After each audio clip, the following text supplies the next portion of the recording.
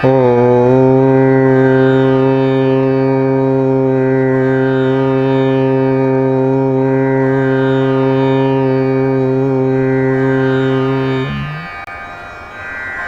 जय गुरुदेव, जय गुरुदेव, जय गुरुदेव। शंभु शंभु शंभु।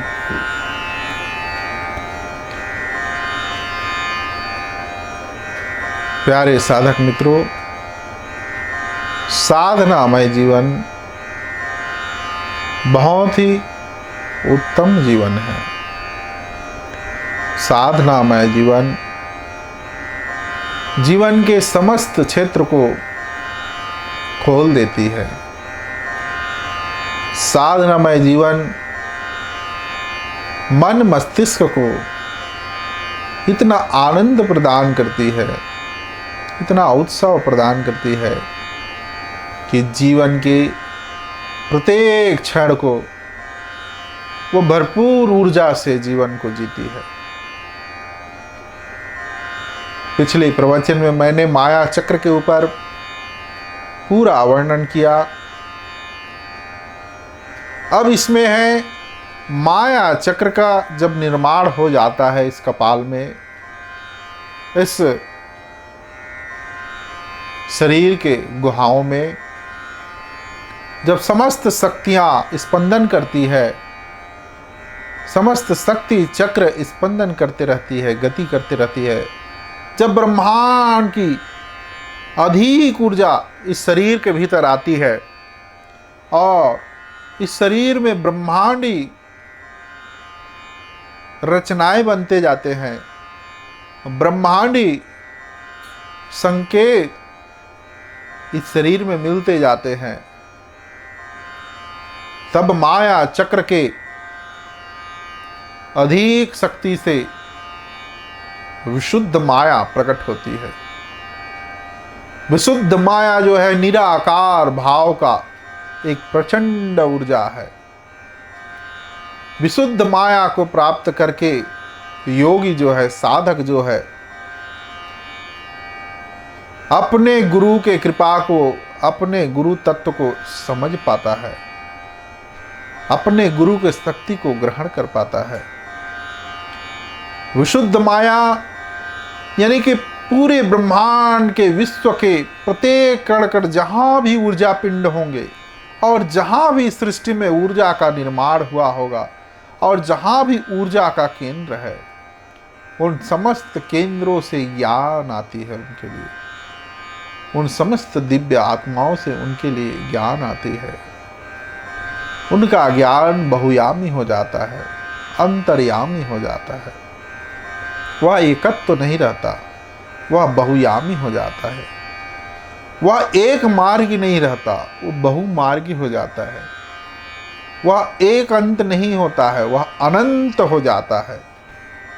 और अनंत यात्रा में, अनंत मार्ग में, अनंत ब्रह्मांड में उनकी ज्ञान, उनकी साधना यात्रा करती है। विशुद्ध माया के प्रभाव में शरीर के अंदर जो परिवर्तन होता है वह ब्रह्मांडी परिवर्तन रहता है। ब्रह्मांड, पूरा ब्रह्मांड जिस समय शून्य होता है उस समय वो शून्य का बोध करता है। जिस समय सब सो जाते हैं उनको विशुद्ध माया जगाते रहती है। जब सब क्रियाशील होते हैं तो वह भावशील हो जाता है। जब भावशील सब होते हैं तो वह क्रियाशील हो जाता है। जब सब भक्ति करते हैं, संपूर्ण जगत, जब संपूर्ण जगत उत्सव मनाते हैं कोई दैविक पर्व के रूप में, कोई आयोजनों में, तो वह साधना के दौरान वह समस्त उत्पन्न ऊर्जाओं को अपने विशुद्ध माया से ग्रहण करते रहता है। वह वृक्षों के नीचे में जाकर के वृक्षों में उत्पन्न ऊर्जाओं को महसूस करते रहता है। पत्थर के चट्टानों में आसन का बोध होता है उनको। शुद्ध माया जो है, माया चक्र के प्रभाव को, माया चक्र के शक्ति को, माया चक्र से उत्पन्न ऊर्जा को अपने भीतर ग्रहण करता है। और माया चक्र जो है उसके भीतर, उस साधक के भीतर दिव्य दृष्टि का भाव करता है। ऐसे साधक के भीतर दिव्य दृष्टि का प्रकट होना निश्चित हो जाता है। दिव्य दृष्टि है ही है, लेकिन वह दिव्य दृष्टि संसार के समस्त इच्छाओं में बंद करके सुसुप्त हो गया है। और माया चक्र के निर्माण से इतनी ऊर्जा प्राप्त होती है गुरुओं के माध्यम से कि भैरव और भगवती जगदम्बा भैरवी उसके भीतर स्वयं माया, विशुद्ध माया बन करके उनके भीतर चक्रों का संहार करके, कर्मों का संहार करके उसके भीतर दृष्टिपात करते हैं, आज्ञा देते रहते हैं बार बार। इसलिए उसके भीतर आज्ञा चक्र का निर्माण हो जाता है। आज्ञा चक्र के माध्यम से वह भीतर देखता है, बाहर देखता है, भीतर देखता है, बाहर देखता है। विशुद्ध माया जो है अलग अलग रूपों में उनको बोध कराती रहती है। कभी ऐसे साधक को विशाल साधु संतों के, योगियों के एक महा भीड़ दिखाई देता है और ऐसा लगता है कि उन योगियों के बीच में मैं भी जाकर के बैठ गया हूँ और मैं भी उनके एक धारा से जुड़ करके मैं भी उनके ज्ञान को ग्रहण कर रहा हूँ, मैं भी उनके प्रेरणा को अपने भीतर धारण कर रहा हूँ। आज्ञा चक्र जो है उन समस्त दिव्य आत्माओं से जोड़ने का कार्य करती है।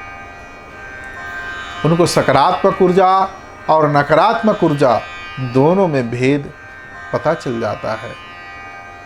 नकारात्मक ऊर्जा उनके दृष्टि खुलते ही उनसे दूर हो जाते हैं और सकारात्मक ऊर्जा उनके पास भरते जाता है, भरते जाता है, भरते जाता है। और विशुद्ध माया के उपस्थिति में, विशुद्ध माया की उपस्थिति में स्वयं वो ऊर्जा के पिंड में विराजमान रहता है और ऊर्जा के आवरण में, ऊर्जा के पिंड में वह बैठ करके आसन जमा लेता है। आसन जमा करके अपने भीतर समस्त चक्षुओं को खोलने का प्रयास करता है और समस्त चक्षुओं को खोल करके जैसे दूर से सुनना, दूर से देखना, दूर से सुगंध लेना और बिना चलने के बजाय सूक्ष्म रूप से यात्रा करना और सूक्ष्म देवी देवताओं को दर्शन करना, सूक्ष्म आत्माओं को दर्शन करना, ऐसे बहुत से अलौकिक दृश्य उसके भीतर विशुद्ध माया के होने से उत्पन्न हो जाते हैं। ऐसे साधक ना दिन का प्रतीक्षा करते हैं, ना रात का प्रतीक्षा करते हैं। उनके लिए समय का कोई अभाव नहीं होता। वह कोई भी समय साधना कर सकता है, वह कोई भी समय क्रियाशील हो सकता है, वह कोई भी समय महाक्रिया को कर सकता है, वह कोई भी समय अपने शक्तिशाली प्रक्रिया को पूरा कर सकता है। ऐसे साधक, उनके लिए गुरुओं का दूर रहने का कोई अभाव नहीं होता। उनके लिए सब सम हो जाता है। जब वो उन गुरुओं को याद करता है, उन गुरुओं का ज्ञान धारा प्रवाह हो जाता है। जब उन गुरुओं का वो याद करता है, सुमरन करता है, तो स्वयं भगवान भैरव और माँ जगदम्बा उनको उस ज्ञान से जोड़ देते हैं। स्वयं भैरव और भैरवी उनको ज्ञान देते रहते हैं, उनको बोध देते रहते हैं, उनको साधना देते रहते हैं, उनको तप देते रहते हैं। चाहे आप उनको निरंजन निरंजनी बोलिए, शिव शिवानी बोलिए, या फिर भैरव या भैरवी बोलिए, गुरु या गुरु तत्व बोलिए, शिव या शिवत्व बोलिए, निराकार या साकार बोलिए, एक ही है। भगवान भैरव और माँ जगदम्बा भैरवी स्वयं साधना के पथ में ऐसे साधक को दिव्य बना देते हैं, दिव्यता का बोध कराते हैं। ऐसे साधक धन्य हो जाते हैं, और धन्य है ऐसे गुरु जिन गुरुओं के पास ऐसे ज्ञान को वो प्राप्त कर पाते हैं। तो स्वयं भैरव और भैरवी उनको मार्ग देते रहते हैं, और मार्ग देते हुए उनको प्रत्येक पल का बोध कराते रहते हैं। उनका सूक्ष्म चक्षु जागृत होकर के, आज्ञा चक्र जागृत होकर के अंतर दर्शन करता है, अंतर की यात्रा करता है। इस अंतर की यात्रा में वो प्रवेश करता है, एक एक नस नाड़ियों में वो यात्रा करता है।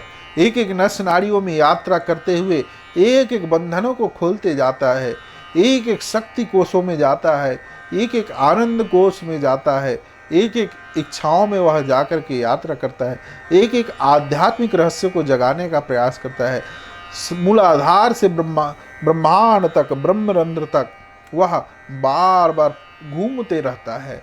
उनका शरीर एक अंतर यात्रा होना शुरू हो जाता है, और वह अंतर के दिव्य आलोक का बार बार दर्शन करता है। जितना दर्शन करने का प्रयास करता है वह दिव्य दृष्टि के द्वारा, दिव्य चक्षु के द्वारा, उतना वह दिव्य आलोक लुप्त हो जाता है, प्रकाशित हो जाता है, और वह अपना इच्छा उस प्रकाश में, उस प्रकाश की गति में लगा करके और गहरा देखने का प्रयास करता है। तो स्वयं भगवान भैरव और भैरवी उनको उस आलोक को और निवेदन करते हैं, उस ज्योति को और निवेदन करते हैं, और वह उनके निवेदन से वह ज्योति और उनको स्पष्ट बोध होता है। जैसे ही वह विशुद्ध माया के प्रभाव से और उसको देखने का प्रयास करता है, तो वह ज्योति और फैल करके उनकी और नस नाड़ियों को प्रकाशित कर देता है, और वह साधक और अपने तीव्र इच्छा से उसे देखने का प्रयास करता है। जैसे ही उसके नज़दीक जाता है, उस आत्मलौ के नज़दीक जाता है, उस आत्म ज्योति के नज़दीक जाता है, वह आत्म ज्योति अनंत किरणों को उत्पन्न करता है, उनसे निकलने वाली किरण और प्रकाशित कर देता है, और साधक और विशुद्ध माया के प्रभाव से, माया चक्र के प्रभाव से, माया चक्र के गति से गुरु को प्रार्थना करते हुए और वह आगे बढ़ता है, और आगे बढ़ते हुए माया चक्र के प्रभाव से स्वयं भगवान भैरव और माँ भगवती जगदम्बा के आशीर्वाद से, कृपा से, उनके निवेदन से वह ज्योति फिर स्थिर हो जाता है। वह योगी, वह साधक फिर उस ज्योति को देखते देखते देखते देखते और अपना यात्रा करता है, और उनकी गति बढ़ जाती है, उनके नस नाड़ियों में विचलन की गति बढ़ जाती है। वह जब 100 की स्पीड में रहता है, वह हज़ारों की स्पीड में चलते जाता है, हज़ारों की स्पीड में, 1000 की स्पीड में है तो 10,000 की स्पीड में चलते जा रहा है। यदि 10,000 की स्पीड से वो गति कर रहा है तो लाखों के गति में वो प्रवेश कर रहा है, लाखों की स्पीड से वह गति करता है। यदि लाखों के स्पीड से गति उनका शुरू हुआ था तो वह करोड़ों की गति से गति कर रहा है, और इतनी गति से उनके छिद्र खुलते जाते हैं, उनका प्रकाश पुंज बाहर होते जाता है, और प्रकाश पुंज बाहर होते होते वो इस शरीर के अंदर नहीं, पूरे ब्रह्मांड के अंदर वह यात्रा कर सकता है। उनका सूक्ष्म शरीर जो है, इस शरीर के कहीं से भी बाहर निकल करके वह यात्रा कर सकता है, और समस्त शरीर के नस नाड़ियों को वह सुषुम्ना के नस नाड़ियों से जोड़ लिया है, जिसे शक्ति नाड़ी कहते हैं। जो शक्ति चक्र के स्थापना से शक्ति नाड़ी का जागरण होता है, शक्ति चक्र का जागरण होता है, और उसमें शक्ति प्रवाह होती है। स्वयं भैरव और भैरवी उसमें विचलन करते हैं शक्ति बन करके, गुरु की शक्ति उसमें विचलन करती है, गुरु की शक्ति उसमें भाव करती है। फिर सूक्ष्म शरीर उसके भीतर आ जाता है दिव्य चक्षु के आदेश से, आज्ञा चक्र बोलते हैं, इसीलिए उस आज्ञा को पा करके वह फिर आ जाती है। बार बार यह क्रियाएं होती रहती है, और इस प्रकार से साधक जो है, योगी जो है, बहुत ही दिव्य हो जाता है, और वह अपने ज्योति को बार बार अंदर देखने का प्रयास करता है, लेकिन इस क्षण भी वह ज्योति उसके ऊपर पूर्ण रूप से उनको दर्शन नहीं हुआ है। वह दर्शन दे रहा है, लेकिन उनको और फैला रहा है, उनके इच्छाओं को और फैला रहा है, उनके इच्छाओं को सीमित नहीं कर रहा है, उनके इच्छाओं को असीमित कर रहा है, उनके सीमाओं को अंत नहीं, उनके सीमाओं को अनंत कर रहा है, उनकी ज्ञान को अंत नहीं, उनके ज्ञान को अनंत कर रहा है। उनकी क्रिया बढ़ते जा रही है, उनकी क्रिया, उनकी गति बढ़ते जा रही है, उनकी ब्रह्मांड से संपर्क और गति होते जा रहा है और अधिक होते जा रहा है। और इस प्रकार से साधक जो है, योगी जो है, इस पूरे ब्रह्मांड में समस्त ऊर्जा पिंडों से उनका संपर्क हो जाता है और उनका ज्ञान उनको प्राप्त होते रहता है। इस प्रकार से विशुद्ध माया का जो कार्य है, गुरु से जुड़ करके वो विशुद्ध माया, गुरु के प्रेरणा से वो विशुद्ध माया शरीर के अंदर ऊर्जा का पिंड है, उस ऊर्जा के पिंड से वह निर्माण हो जाता है और निर्माण होकर के साधक के साधना को और गति देता है। साधन और साधना एक हो जाता है और साधन के लिए उसकी इच्छाएं नहीं तड़पती, पीड़ित नहीं होती और वह स्वयं एक योग ऊर्जा से पूर्ण होते होते बहुत ही आनंदित होता है।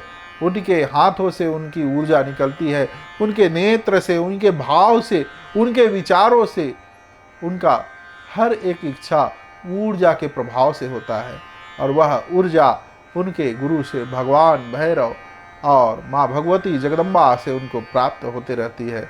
इस प्रकार से साधक बहुत ही बिरले होते हैं, ऐसे साधक जो ऐसे महापुरुषों के सानिध्य में, ऐसे गुरुओं के सानिध्य में कई जन्मों के अंतराल को पार कर जाते हैं। शंभो शंभो शंभो शंभो।